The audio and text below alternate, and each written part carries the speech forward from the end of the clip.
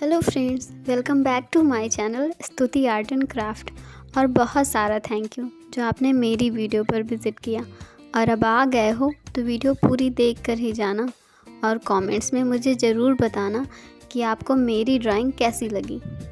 अगर आपको मेरी ड्राइंग थोड़ी भी पसंद आए तो प्लीज़ मेरे वीडियो को लाइक करना। अगर आप मेरे चैनल पे नए हैं तो चैनल को सब्सक्राइब करना।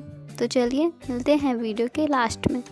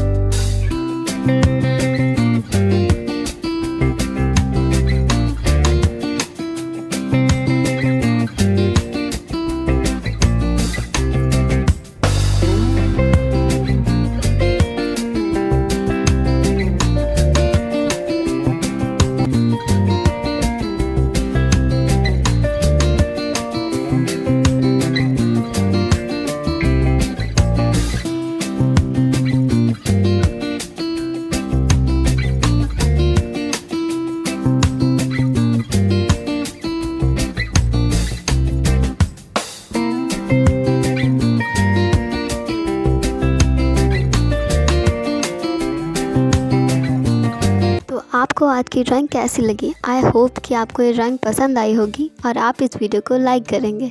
तो चलिए मिलते हैं कल एक नई वीडियो के साथ। तब तक के लिए बाय बाय।